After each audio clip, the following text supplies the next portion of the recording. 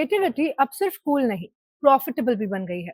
Union budget 2026 में finance minister Nirmala Sitharaman ने India की क्रिएटिव इकोनॉमी को एक बड़ा बूस्ट दिया है, जहां कंटेंट क्रिएशन, एनिमेशन और गेमिंग को सीरियस करियर और एक्सपोर्ट अपॉर्चुनिटी माना गया है।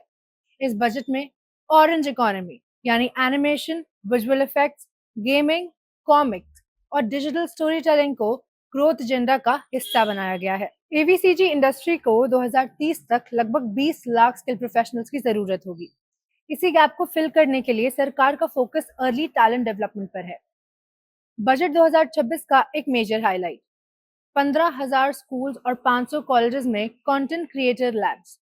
ये लैब्स स्टूडेंट्स को एनिमेशन, गेमिंग, कॉमिक्स और डिजिटल स्टोरी टेलिंग का हैंड्स ऑन ट्रेनिंग देंगे, मेट्रो सिटीज से बाहर के स्टूडेंट्स तक रीच बनाते हुए।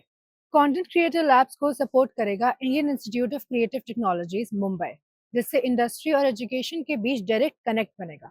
इसके की focus areas practical training, industry relevant skills, original content creation, innovation and experimentation रहेगा। बजट 2026 में ईस्टर्न इंडिया में एक नया national institute of design establish करने का प्रपोजल भी है, ताकि डिजाइन एजुकेशन का रीजनल इम्बैलेंस कम हो।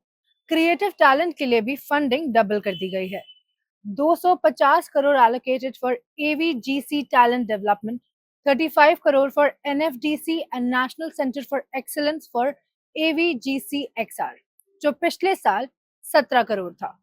बजट में मेजर इंडस्ट्रियल कॉरिडोर्स के साथ 5 यूनिवर्सिटी टाउनशिप का प्लान भी है, जहां एजुकेशन डायरेक्टली इंडस्ट्री एक्सपोजर से जुड़ेगी। कंटेंट क्रिएटर लैब सिर्फ क्लासरूम नहीं, ये इंडिया के नेक्स्ट जनरेशन क्रिएटर्स, एनिमेटर्स और गेम डिजाइनर्स तैयार करने का रोड मैप है।